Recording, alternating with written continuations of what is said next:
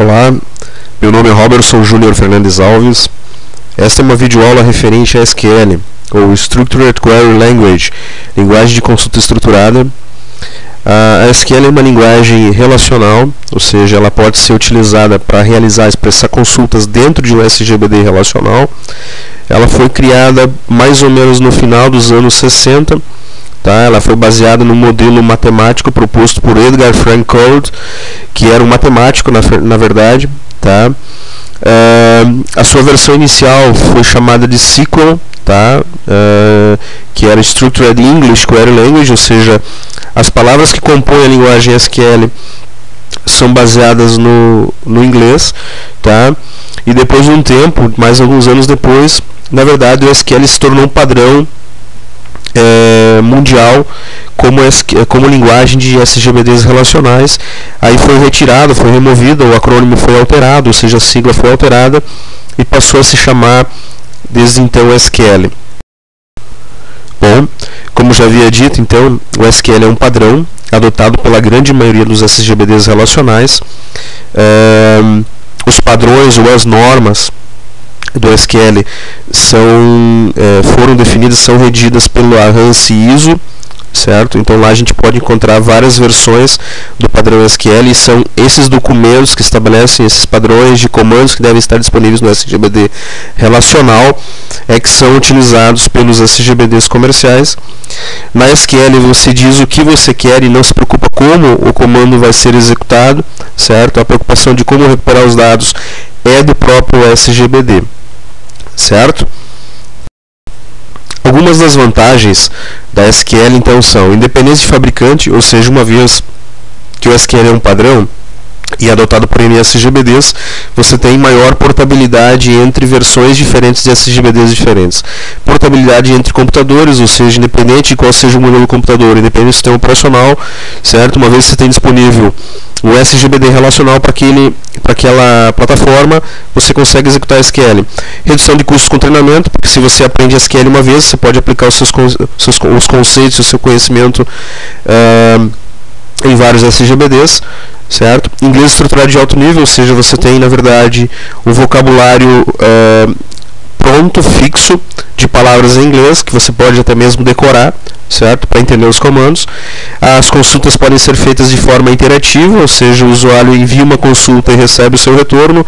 Múltipla visão dos dados, essa é uma das grandes vantagens, de forma geral, da ideia de banco de dados, e o SQL permite trazer isso de uma mais próxima do usuário final, ou seja, você pode produzir a partir dos dados do SGBD relatórios, você pode produzir consultas de várias formas diferentes, isso pode ser exibido de várias formas diferentes, em várias saídas diferentes. Você pode mostrar para ele, então, como um gráfico, como uma tabela, na web, por exemplo, ou seja, na internet, você pode mostrar para ele num dispositivo móvel, Então existem várias formas diferentes de você fazer isso. Definição dinâmica dos dados, ou seja, você tem uma grande flexibilidade na manutenção dos dados dentro do SGBD, Então a SQL também pode ser dividida basicamente em 4 categorias de comandos, certo? 4 componentes principais, Dependendo dos autores, eles vão fazer essa separação de formas diferentes, Eu vou apresentar basicamente 4 categorias aqui, que são os comandos da categoria DDL, que significa Data Definition Language, ou linguagem de definição de dados. Esses comandos nos permitem criar objetos dentro de um SGBD relacional, certo? Isso vai desde criar tabelas, índices e outros objetos que a gente tenha disponível dentro daquele SGBD. A categoria DML, Data Manipulation Language, ou linguagem de manipulação de dados, basicamente é composta por 4 comandos, que são os comandos, digamos assim, mais utilizados dentro do SGBD, que é o select, ou seja, consultar informações do SGBD, é um comando somente leitura. Insert, que é o comando de inserção de dados dentro do SGBD, ou seja, inserção de linhas dentro do SGBD. O update, que é o comando de atualização de linhas dentro de um SGBD. E o delete, ou delete, que é o comando de exclusão de registros ou linhas dentro de um SGBD. A categoria DCL, Data Control Language, ou linguagem de controle de dados, basicamente se refere aos comandos de criação de usuários, concessão e revogação de permissões. TML, ou Transaction Manipulation Language, linguagem de manipulação de transações, envolve comandos de gerenciamento de transação, certo? A gente sabe que o SGBD relacional implementa o conceito de controle transacional, certo? Então, o que está dentro dessa categoria de comandos TML? Commit, rollback, startar explicitamente transações, certo? Salvar pontos transacionais e, no caso, como eu já havia dito, commit rollback, que de fato encerram uma transação. Bom, continuando, como qualquer outra linguagem de programação, por exemplo, o SQL é um tipo de linguagem de programação, só que específico para ser usado dentro de um SGBD relacional, ela segue alguns padrões sintáticos, certo? Então a gente vai ver aqui uma tabela rápida de alguns componentes da sintaxe SQL, tá? Então, palavras, por exemplo, que aparecerem em negritos dentro de um padrão sintático SQL, significa que são palavras-chave ou comandos da SQL, certo? E devem ser escritos exatamente daquela forma como aparecem. As chaves indicam distinção entre diferentes seções de um comando, tá? Então, quando as chaves são seguidas, por exemplo, de um asterisco, significa que elas podem repetir de zero ou mais vezes, certo? Se as chaves forem seguidas, por exemplo, de um mais, então a seção deve ocorrer ao menos uma vez, tá? O que aparece, por exemplo, entre colchetes, significa que aquele item de comando ele é opcional, certo? Quando algo estiver entre parênteses, certo? Indica que a estrutura deve aparecer como ela é mostrada. Parênteses que não estão em negrito indicam ordem lógica de avaliação das expressões, certo? Então, são duas situações, certo? Situação que, primeiro, deve aparecer como está escrito dentro do parênteses. Segundo, o parênteses indica o quê? Ordem de avaliação da expressão. O pontilhado, ou reticências, né, indica que a seção pode ser repetida N vezes também. E a barra vertical indica ou, certo? Então, por exemplo, dentro de uma mesma seção de comando, eu posso usar uma ou outras opções para aquele mesmo comando. Ok, vamos agora então conhecer alguns comandos SQL. Vamos começar pela categoria de comandos DDL, ou seja, a categoria que se refere à criação de objetos dentro de um SGBD. Tá? Nós vamos trabalhar com os três principais objetos, tá? Que é a criação de um banco de dados, a criação de tabelas e a criação de índices, certo? Então, para a gente criar, por exemplo, um banco de dados, o padrão sintático utilizado como nesse caso nós vamos utilizar especificamente o SGBD PostgreSQL, tá? O comando de criação de banco de dados dele segue essa estrutura aqui, segue esse padrão sintático aqui. Create database, o nome da base. Opcionalmente, nós podemos utilizar a palavra reservada with e indicar o proprietário da base, ou seja, qual vai ser o usuário dono da base de dados. Nós podemos seguir, implementar um template ou um modelo de base, certo? A partir do qual ele vai ser criado.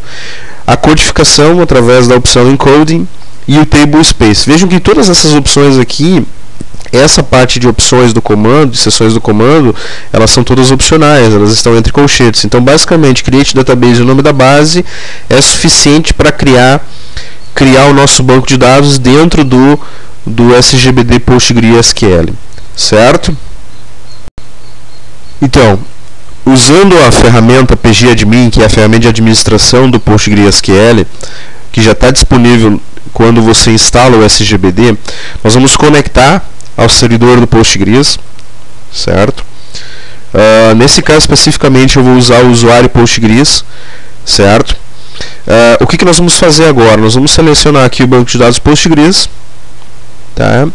E vamos clicar sobre o botão aqui, que nos permite entrar com comandos SQL. Para que isso? Para o exemplo que eu vou dar agora, nós vamos criar uma base de dados para esse conjunto de tabelas aqui, que basicamente é um pequeno sistema de pedidos, né, de produtos fornecidos por algum fornecedor, certo? Então nós vamos criar um banco de dados para essas tabelas aí, certo? Esse banco de dados nós vamos criar usando o comando create database, que a gente viu o padrão sintático agora há pouco. Como é que vai ficar o comando? Certo? Então, nós vamos começar com a palavra create database, com as palavras create database, certo? E o nome da base, Como é uma base de dados para pedidos, eu vou chamar a base de dados de pedidos, certo? Para finalizar o meu comando SQL, eu sempre utilizo o ponto e vírgula. O ponto e vírgula é importante por quê? Porque ele indica final de instrução, certo? Então, uma vez que o comando for executado, ele vai entender que quando eu chegar no ponto e vírgula, a instrução está completa, certo? E aquilo é um conjunto de instruções, tá? Porque depois a gente vai ver que algumas instruções podem ser escritas com quebra de linha, certo? Então, o ponto e vírgula é o que vai indicar, de fato, o final da instrução, certo? Então, entramos com o comando create database pedidos, só revisando aqui, vejam que o padrão sintático é esse, create database, nome da base, certo? E aí ponto e vírgula. Então, tá aqui o nosso comando, tá? Eu vou aumentar aqui um pouquinho a fonte ainda, tá? Para todos verem, né? Tá? Acho que tá legal assim, né? E vamos executar o comando, certo? O comando de criação de banco de dados demora um pouquinho mais, são alguns segundos aí para ele criar o nosso banco, então vamos aguardar. Veja que o botãozinho laranja aqui está acionado, significa que ele está executando a nossa consulta, porque de certa forma é uma consulta, mas que orienta o banco a criar um banco de dados, tá? Então vamos lá, vamos aguardar até ele fazer a criação. Uma vez que ele criar o nosso banco de dados, nós podemos conectar nesse banco de dados para fazer o próximo passo, que é a criação das tabelas. Então, criado o banco de dados, nós podemos então conectar nele, tá? Então nós vamos fazer o seguinte aqui, ó, nova conexão, certo? A conexão vai ser ao banco de dados pedidos, vejam que ele aparece agora aqui pra gente, tá?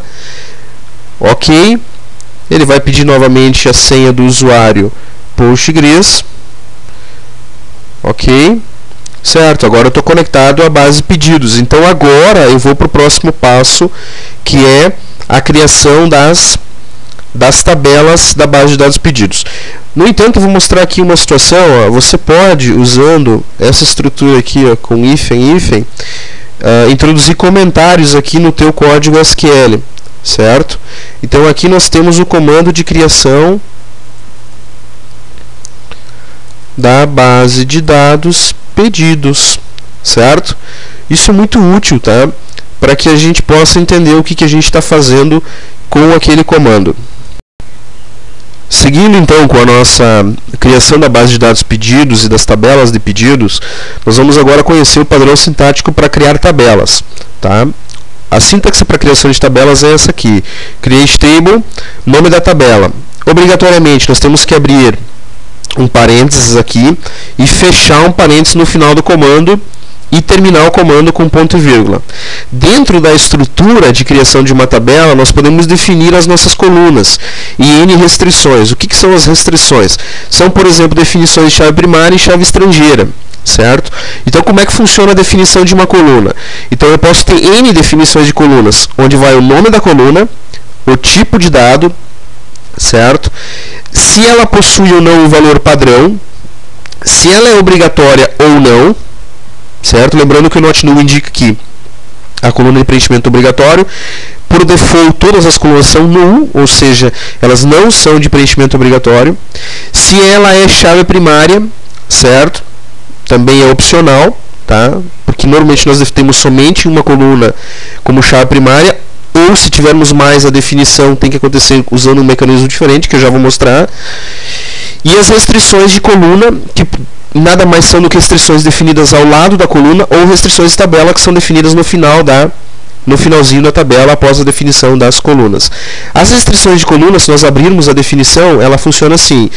Constraint, a gente usa a palavra constraint para definir a restrição, nome da restrição, se possui valor default ou não, se é obrigatório ou não, se é, por exemplo, um índice único, se é chave primária, se existe uma restrição de checagem muito útil para verificar, por exemplo, se um valor está dentro de uma faixa aceitável de valores ou está dentro de um critério de verificação de valor. Referências, a qual tabela aquela coluna está associada, caso seja uma chave estrangeira, por exemplo.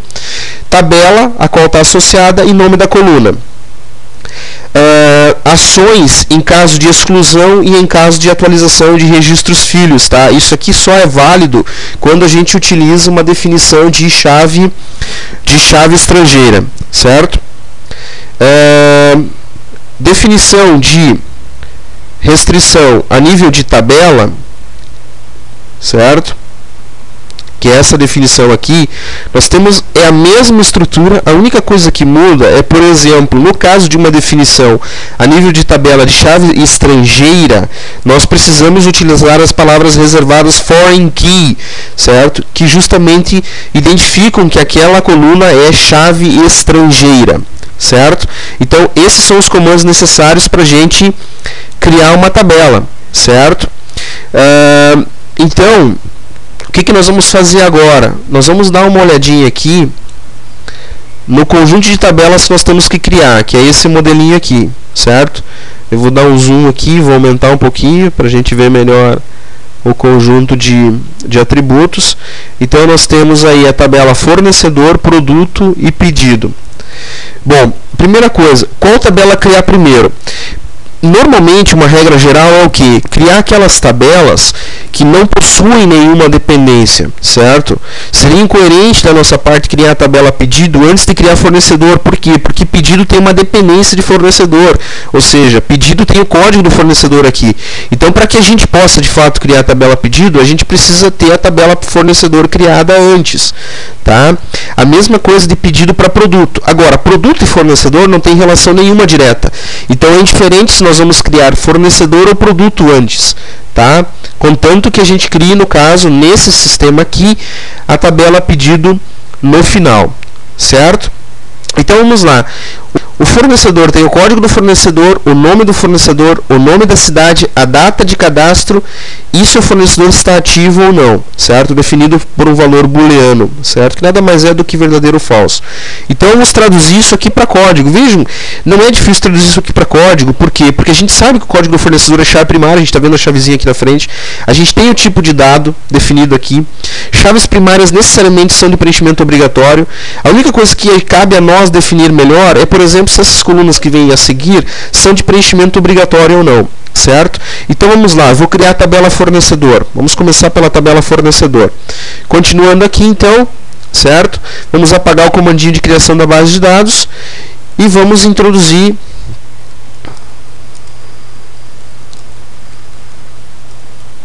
então, create table, certo? Criar tabela. Nome da tabela, fornecedor. Certo? Abre parênteses, fecha parênteses aqui no final.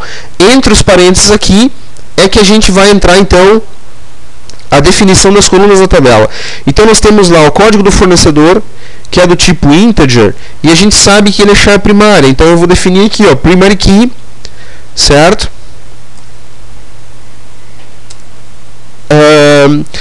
Primary key e está definida a chave primária. No entanto, tem o seguinte detalhe. Quando a gente quer trabalhar com restrições, tá, é interessante a gente definir o nome para uma restrição. E a chave primária é um tipo de restrição, é um tipo de constraint. Então é interessante a gente definir um nome para a chave primária. Como é que funciona isso? Basta a gente colocar antes aqui a palavra constraint, certo?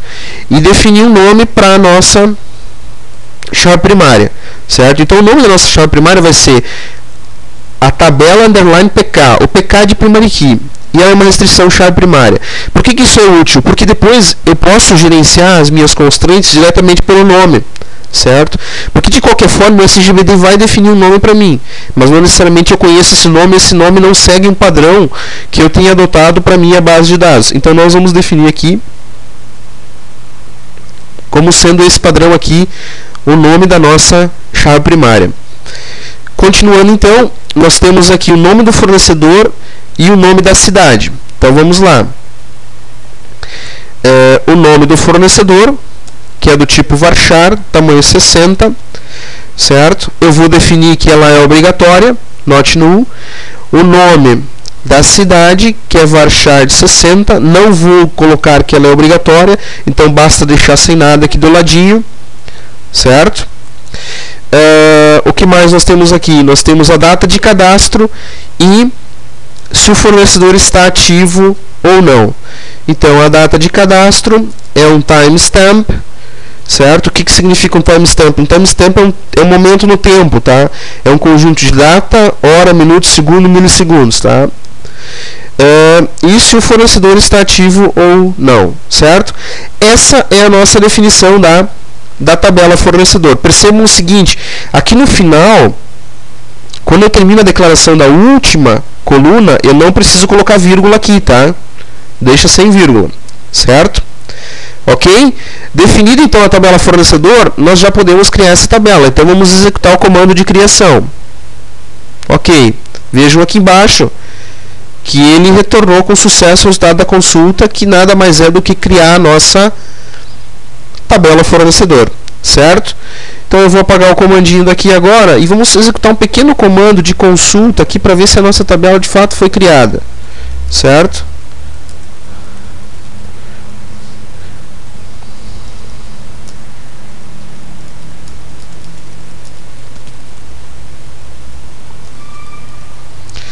Certo? Vamos lá.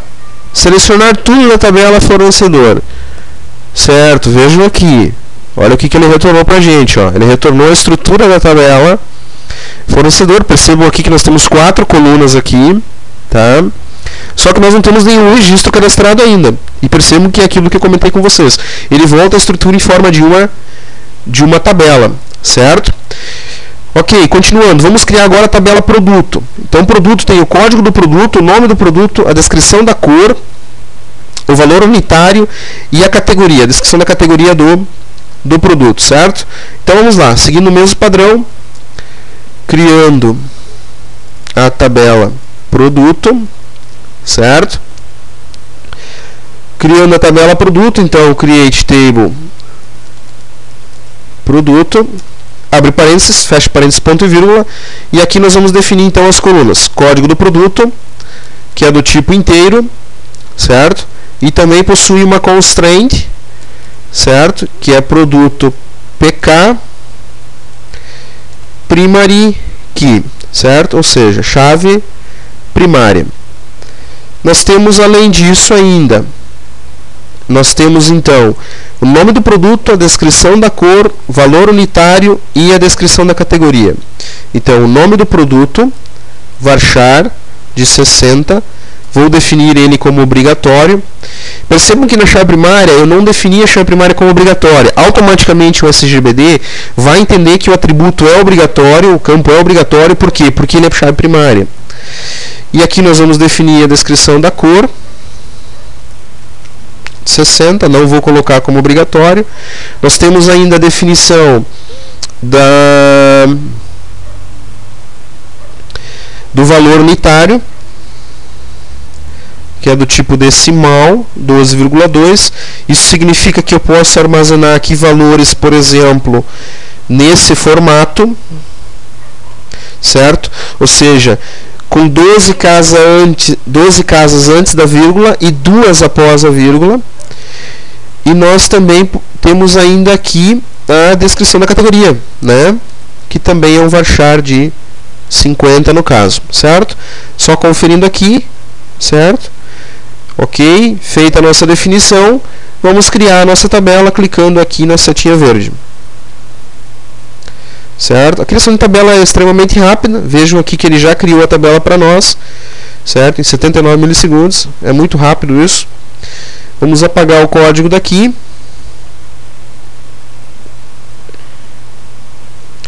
Vamos apagar o código daqui e vamos ver se de fato a nossa tabela existe, né? Selecionando tudo da tabela produto, certo? Vamos ver se a tabela existe agora aqui. Ok, estão vendo ali a tabela? Vejam aqui que ele mostrou todas as colunas para a gente, só que de fato nós não temos nenhum registro armazenado nessa tabela, tá? Agora nós vamos então para a criação da última tabela, que é a tabela pedido, certo? Então a tabela pedido é um caso um pouco diferente, tá? Então ela tem uma dependência da tabela fornecedora da tabela produto, ou seja, quando eu falo que existe uma relação de dependência, significa que existe a definição de chaves estrangeiras dentro dela. Além disso, além dos atributos, por exemplo, código produto que vem da tabela produto ser chave estrangeira e do código do fornecedor que vem da tabela código fornecedor, da tabela fornecedor ser chave estrangeira, nós percebemos que os dois atributos combinados são a chave primária, certo? Então existe a especificação fica um pouco diferente da tabela, tá? Então vamos lá. Então nós vamos definir aqui primeiro criação, então, tabela pedido, certo? Create table, né? Pedido, abre chaves, fecha, abre parênteses, perdão, fecha parênteses, ponto e vírgula, né? Então aqui a gente vai definir o código do produto, que é um inteiro, certo? E o máximo que a gente vai fazer agora é definir ele como chave estrangeira, certo? Eu vou usar o seguinte padrão aqui, constraint pad. Então, desculpem, pad code pro, ou seja, da tabela pedido, o código do produto é uma chave estrangeira em relação a quem? Referências, né, a uma tabela que já existe, produto, código do produto, ou seja, essas duas colunas estão ligadas, vírgula. Próxima coluna a ser definida, código do fornecedor, também é do tipo inteiro, também é uma chave estrangeira. Code for FK relacionado com tabela fornecedor, código do fornecedor, certo? Então percebam o seguinte, primeiro nós definimos a relação dos atributos que são chave estrangeira, certo? Agora que eles já estão definidos, nós podemos definir a chave primária. Então nós vamos definir ela da seguinte maneira, ó, constraint, seguindo o mesmo padrão de antes, pedido PK. A restrição é chave primária, só que agora nós temos duas colunas combinadas que formam a chave primária. Então nós vamos indicar da seguinte maneira, entre parênteses aqui a gente vai colocar então o código do produto e o código do fornecedor, certo? Vírgula, agora sim a gente pode definir as demais colunas então. Vou deixar aqui na tela para todos verem o código completo, né? Certo? Vou reduzir aqui um pouquinho a fonte, tá? Para que fique visível. Agora então nós vamos definir a coluna quantidade do pedido, que é um decimal de 8,2, e a data do pedido. Então vamos lá. A data do pedido, a quantidade do pedido, né? Do pedido, decimal de 8,2. Vamos colocar como obrigatório. E a data do pedido, que é um timestamp. Certo? Lembrando que após a definição da última coluna, ou mesmo se for uma restrição, não há necessidade de colocar vírgula. Definida a nossa tabela, certo? Percebam aqui, só lembrando, que eu posso então fazer essas quebras de linha aqui no meu comando. O que vai indicar ao final do comando é o ponto e vírgula, tá? Então vamos criar a tabela pedido também, certo? Ok, percebam aqui então que foi criada a tabela pedido. Vamos fazer uma pequena consulta aqui então.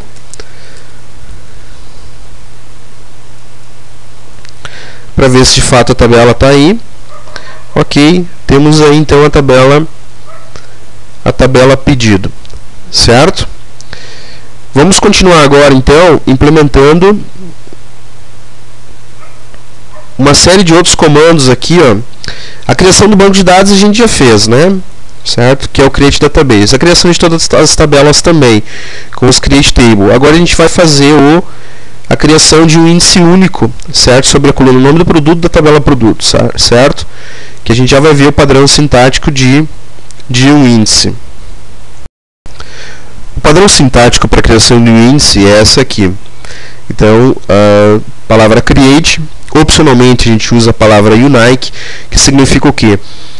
Colunas que forem indexadas com a palavra reservada unique, significa que elas não podem ter valores repetidos. Ela até aceita valor null, certo? Ou seja, nada, mas não podem se repetir valores naquela coluna, certo? Um exemplo que a gente poderia usar em um índice unique é, por exemplo, uma coluna de CPF. para um cadastro de pessoas, certo? Uma vez que aquela coluna não tenha sido usada para chave primária, o CPF pode ser usado, pode ser indexado como uma coluna unique. Por quê? Porque a gente sabe que não pode repetir número de CPF. Então, create, opcionalmente a palavra unique, index, o nome do índice, on, sobre quem vai ser criado, nome da tabela e, entre parênteses, a coluna ou as colunas, certo? E, opcionalmente ainda, se o índice é ascendente ou descendente, certo? Se o índice vai ser frequentemente usado, porque na verdade qual é a função do índice? O índice basicamente funciona como um indexador de um livro, por exemplo. Quando a gente quer saber localizar um assunto num livro, certo? A gente vai para o índice lá, localiza o assunto e vai direto para a página dele. O índice funciona mais ou menos da mesma forma para o SGBD, certo? Quando ele quer localizar uma informação, ele usa o índice. Então o índice de certa forma deixa mais rápida a busca dentro de uma tabela específica, tá? E o fato de estar indexada de forma ascendente e descendente também ajuda nesse sentido, ok? Bom, a nossa questão aqui é criar um índice único sobre a coluna nome do produto da tabela produto. Um índice único, vejam só. Ou seja, não podem ser repetidos valores dentro da coluna nome do produto. Então, como é que vai ficar a nossa criação? Ela vai ficar assim, ó, create unique index, o nome do índice, certo? Eu vou usar o seguinte padrão aqui, é a tabela produto, eu estou indexando o nome do produto, e eu vou usar aqui a sigla UCAD, unique, ou seja, chave única, certo? E aí, on, né, ou seja, qual coluna de qual tabela vai ser indexada e o nome da coluna que será indexada, certo? Isso é o nosso comando então de indexação para essa questão. Vamos testar o comando aqui dentro do Postgres, certo? Está aqui o comandinho, né? Vamos testá-lo. Ok, criado nosso índice então. Percebam aqui que o comando foi executado com sucesso. Então está criado o nosso índice. Próximo passo, questão 4. Excluir todos os registros da tabela pedido. Bom, nesse caso aqui, a gente já vai entrar nos comandos DML. Como assim comandos DML? Que é a categoria de comandos que é para manipulação dos dados. Ou seja, uma vez que a estrutura dos dados já foi criada, que são as tabelas e os índices, nós vamos manipular os dados que estão dentro das tabelas. O comando delete ou delete, né, que serve para excluir linhas ou tuplas então de uma tabela, segue esse padrão sintático aqui. Delete, from e o nome da tabela. Opcionalmente, você pode colocar uma cláusula where. O que significa essa cláusula where? É você filtrar o que você vai excluir, certo? Ou seja, você não quer excluir tudo de uma tabela. Porque se você executar o comando delete from tabela, ponto e vírgula, sem critério de exclusão, sem cláusula where, o que vai acontecer? Ele vai excluir tudo, certo, da tabela, ou vai excluir todos os registros, tá? Se a gente quiser filtrar, a gente precisa colocar uma cláusula where. Vamos a alguns exemplos. Por exemplo, excluir o funcionário cujo número do funcionário seja 102, considerando que o número do funcionário seja chave primária, certo? Então essa é uma forma de fazer esse comando. Nesse caso especificamente, nós estamos sendo solicitados a excluir todos os registros da tabela pedido. Como é que ficaria o comando? Delete from pedido. E é isso aí. Excluir tudo da tabela pedido. Vamos testar o nosso comando. Tá? Tá aqui o comando. Vamos executar. Vejam que ele executou o comando com sucesso. No entanto, ele disse que 0 registros foram afetados. Por que 0 registros foram afetados? Porque na verdade a gente não tem registros dentro da tabela pedido. Certo? Para colocar registros dentro da tabela pedido, nós precisaríamos fazer algumas inserções de informação. Certo? Como não existem registros, mas dentro do padrão sintático o comando está correto, certo? Então vamos lá, vamos seguir aqui. A próxima questão, questão 5. Aumentar 10% o valor de todos os produtos cujo código seja maior que 45.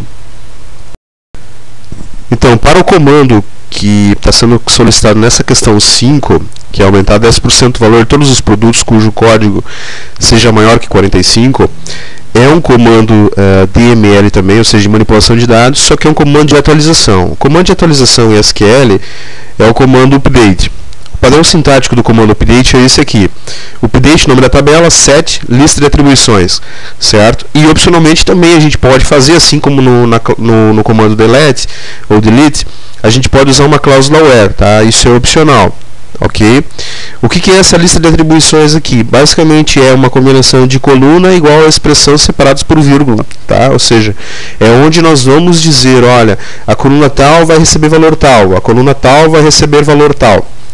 Ok? Então, se a gente olhar os exemplos aqui do comando update, ó, por exemplo, nesse caso aqui, ó, atualizar o cargo do funcionário 101 para C5.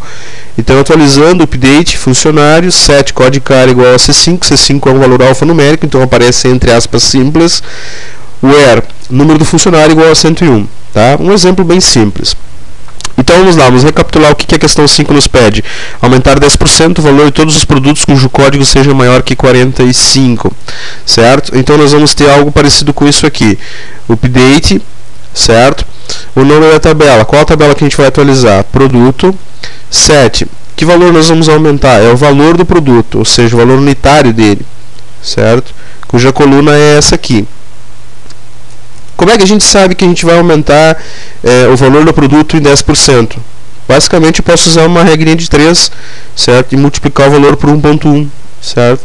A gente vai estar aumentando em 10% o valor, certo? E só que tem um detalhe, onde o código do produto seja maior que 45. Então a gente tem uma cláusula where aqui, ou seja, a gente vai filtrar as linhas. Não são todas as linhas que serão atualizadas. Então o código do produto maior que 45. Ok? Então, esse é o nosso comando update para aumentar em 10% o valor de todos os produtos cujo código seja maior que 45. Vamos testar o nosso comando, certo? Está aqui o nosso comando. Vamos mandar executar, certo? Ele executou com sucesso, ou seja, validou o padrão sintático. No entanto, 0 linhas foram afetadas. Por quê? Porque a gente não tem informação dentro da tabela produto também, certo? Próximo passo, questão 6. Questão 6, a partir da questão 6 até a questão 11 aqui, todas são comandos de consulta, ou seja, nós vamos consultar informações, certo? Então, por exemplo, na questão 6, relacionar o nome e a cidade do fornecedor. É um comando de consulta. Qual é o comando de consulta da categoria DML? É o comando select, certo? Então, já vamos dar uma olhadinha no padrão sintático do select. Então, uma consulta de fato que relaciona os dados para a gente, a partir dos dados cadastrados em uma tabela no SGBD relacional, é feito através de um comando select. Tá? Então esse é o padrão sintático do comando select. Tá? Ele é um pouco mais complexo, digamos assim, um pouco mais detalhado do que, por exemplo, o padrão sintático para os comandos de exclusão, atualização e inserção. Então o select é formado da seguinte forma: basicamente a gente precisa de um comando select. Nós podemos opcionalmente inserir uma expressão aqui, que já vou explicar quais expressões são possíveis. Nós podemos inserir coluna a coluna, certo? Que a gente quer relacionar. E para cada coluna, opcionalmente, eu posso definir um apelido, tá? Usando a palavra res. Ou um asterisco significa o quê? Que eu quero listar todas as colunas. Em uma mesma consulta select, eu posso usar mais de uma consulta como base da seleção, ou somente uma. Se eu usar mais de uma, eu vou usar a vírgula aqui, certo? E vou separar cada uma delas por vírgula. Além disso, eu ainda posso definir apelidos para as tabelas. Por quê? Porque eu posso ter tabelas com nomes parecidos, ou com o mesmo nome até mesmo. Posso fazer uma seleção baseada na mesma tabela, ou seja, ela é usada duas vezes, então eu necessariamente tenho que definir um apelido. Tá? E o apelido também é uma forma de encurtar o nome das tabelas.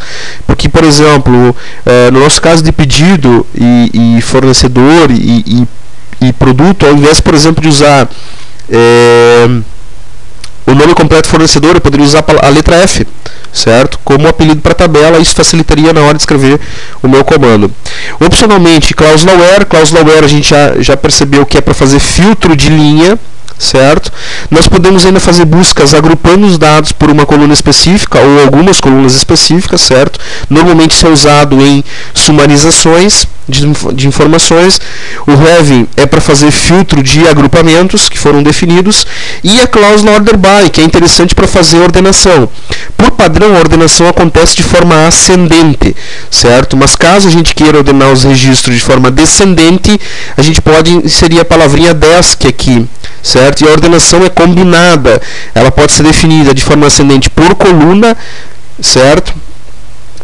ou descendente por coluna também. Tá? Então, por exemplo, eu posso querer que ela seja ordenada de forma descendente por data de nascimento, mas de forma ascendente por nome de pessoa, certo? Então ele combina os dois atributos e faz a ordenação para a gente, tá? Então, por exemplo, nas expressões ali, para o comando select, eu posso introduzir as seguintes expressões, que é a palavra all ou distinct. All significa que eu quero recuperar todos os registros. Basicamente, esse é o comportamento padrão numa consulta. O distinct serve para quê? Para trazer os registros de uma consulta de forma a não repetir registros. Ou seja, se houver combinação de valores repetidos, ele vai trazer para a gente sem repetição.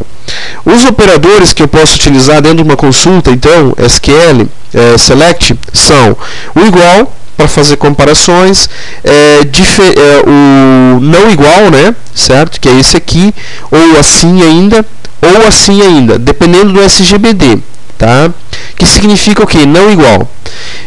O maior ou igual a, menor igual a.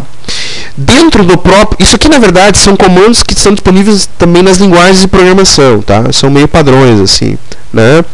Mas que são específicos do SGBD são os comandos, por exemplo, between, ou seja, eu quero fazer uma consulta entre dois valores.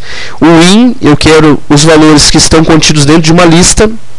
O like é muito útil para fazer buscas aproximadas. Você pode utilizar os caracteres coringa ou caracteres especiais, que é o underline ou percentual, certo? Então eu quero fazer buscas aproximadas de nome.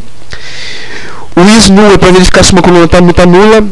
Exists e N, ou SOM, ainda que é apresentado mais abaixo aqui, são opções para fazer buscas em subconsultas ou subqueries.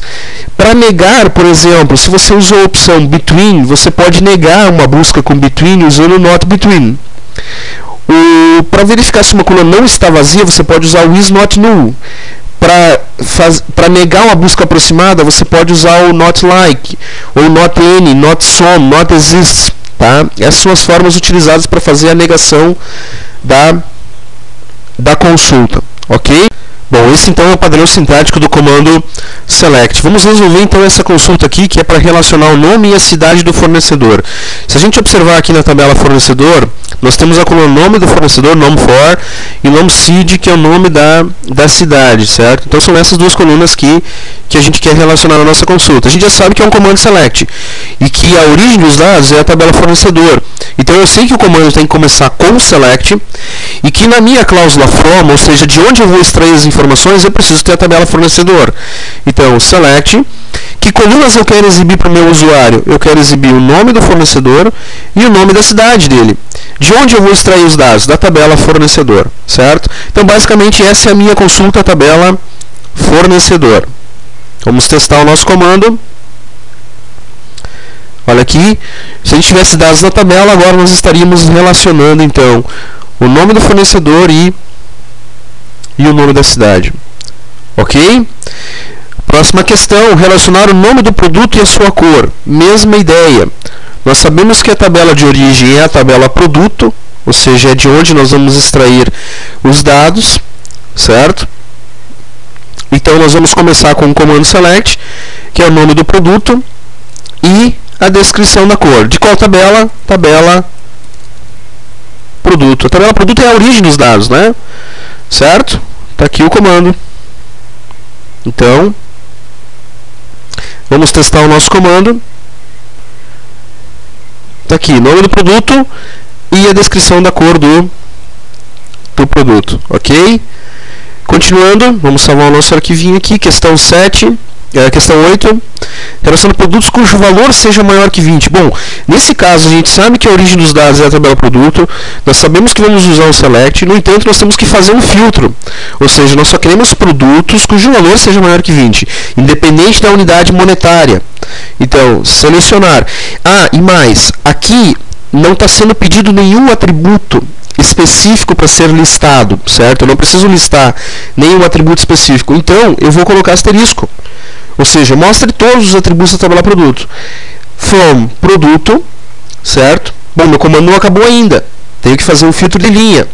Where, o valor unitário, o NT, seja maior que 20, porque é isso que foi pedido para mim, certo? Então agora vamos testar o nosso comando, se sintaticamente ele está correto. Aqui, vamos executar.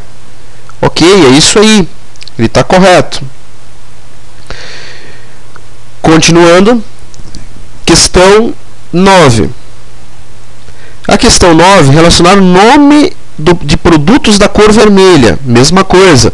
Eu tenho novamente a origem dos dados é a tabela produto, no entanto eu tenho que fazer um filtro de linha, certo? Onde eu só pegue produtos da cor vermelha, certo? Então, novamente, nesse caso eu preciso mostrar o nome do produto, from, quem é a tabela? Tabela produto, where, ou seja, o filtro de linha onde a descrição da cor seja igual a vermelho. Lembrando novamente que valores alfanuméricos precisam aparecer em instruções SQL entre aspas simples, certo? São literais alfanuméricas, né? Vamos testar o nosso comando aqui. Perdão, aqui nós temos que corrigir apenas as aspas aqui. Ok, nome do produto, tá? Eu já vou copiar esse comando com as aspas corrigidas para cá, tá? Na verdade o formato, as aspas do formato da fonte que eu estou usando aqui são diferentes lá do Postgres, mas é o apóstrofo, é aspas simples, tá? É isso que está valendo, tá? Questão 10. Questão 10, relacionar o nome de fornecedores da cidade de São Miguel do Oeste em ordem ascendente pelo nome do fornecedor. Relacionar, a questão 11, relacionar o nome do produto e seus respectivos pedidos ordenados pelo nome do produto de forma ascendente. Tá? Então, a questão 10, como é que ela vai ficar? A questão 10, basicamente, é um comando de seleção também, certo? Onde nós temos que selecionar fornecedores somente da cidade de São Miguel do Oeste em ordem ascendente. Então, nome do fornecedor, certo? Da tabela fornecedor,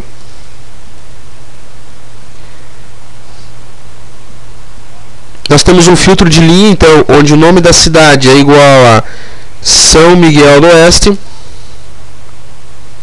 certo?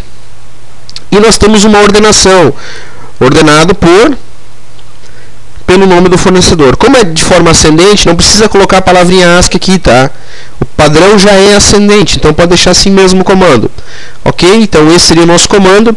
Selecione o nome do fornecedor, tabela fornecedor, onde o nome da cidade seja São Miguel do Oeste, e ordene pelo nome do fornecedor de forma ascendente. Vamos testar o nosso comando aqui. Eu apenas vou corrigir as aspas aqui novamente. Vamos testar o nosso comandinho. Ok, está aqui o nome do fornecedor, né? Lembrando novamente, nós não temos dados nas tabelas, não necessariamente eu preciso ter dados nas tabelas para validar os meus comandos, tá? O que eu estou validando aqui, na verdade, é o padrão sintático do comando, ok? Bom, questão 11. Relacionar o nome do produto e seus respectivos pedidos ordenados pelo nome do produto de forma ascendente também. Nessa questão 11, nós temos que relacionar dados da tabela produto e da tabela pedido, tá? São duas tabelas separadas, certo? Para a gente poder unir informações de duas tabelas dentro de uma consulta SQL, ou de um select, melhor dizendo, nós temos que utilizar o conceito de junções, ou seja, nós temos que fazer a junção das duas tabelas. E essa junção ela ocorre utilizando as colunas que nós temos em comum entre as duas tabelas. E que colunas são incomuns entre as duas tabelas? Certo? Se nós observarmos aqui no início novamente o nosso modelo, nós percebemos que nós temos o código do produto na tabela produto e código do produto na tabela pedido. Então essas colunas são as colunas que nós temos em comum entre as duas tabelas. E é isso que nós vamos usar então para fazer a junção. Como é que funcionaria isso? Bom, primeiro, eu preciso, na verdade, trazer o quê? Da tabela produto, eu quero somente o nome do produto, certo? Então veja que eu tenho que especificar nesse formato sintático aqui, nome da tabela, ponto, nome da coluna. Da tabela pedido, não foi especificado o que a gente quer os pedidos. Então eu vou colocar da seguinte forma, pedido, ponto, asterisco, ou seja, eu quero todos os dados da tabela pedido, todos os atributos da tabela pedido, certo?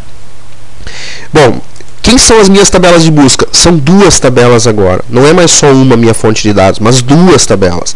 Então, produto, vírgula, pedido. Bom, como é que funciona o procedimento de juntar as duas tabelas? Nós temos que ligar elas pelas colunas que elas têm em comum. Como é que funciona esse procedimento? Da seguinte maneira: where produto.codepro igual a pedido.codepro. Ok? Feito isso aqui, nós ligamos as duas tabelas pelas colunas que elas têm em comum, ou seja, chave primária e chave estrangeira, certo? Bom, vamos voltar ao asterisco aqui, continuando. Nós temos que ordenar o nosso relatório pelo nome do produto de forma ascendente. Então, order by produto.nomepro. Lembrando que a gente não precisa colocar o ASC de ascending, né? O que significa ascendente, porque o comportamento padrão já é ascendente. Então, essa aqui seria a nossa consulta no SGBD para trazer todos os dados, todos os produtos e os seus respectivos pedidos. Vamos testar o nosso comando aqui dentro do SGBD, certo? Está aqui o nosso comando. Vamos executá-lo.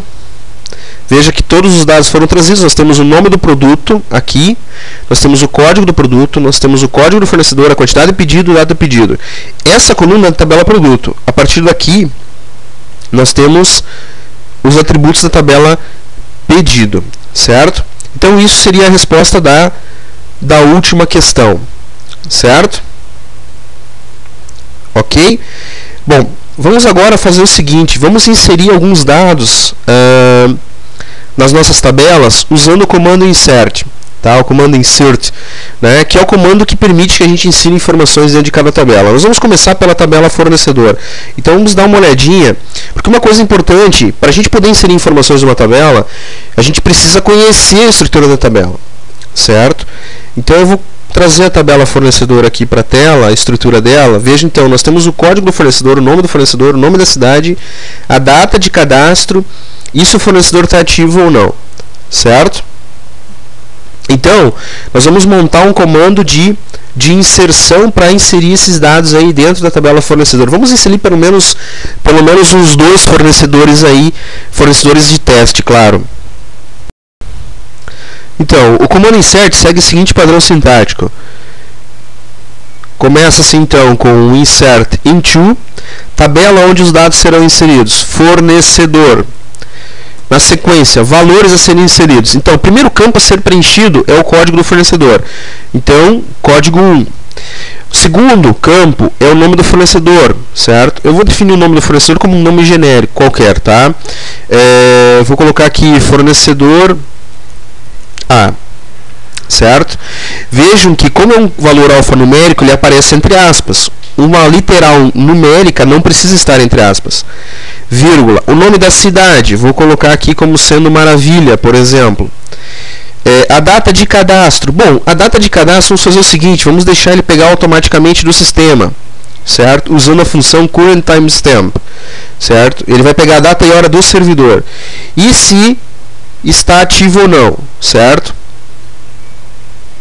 Ok?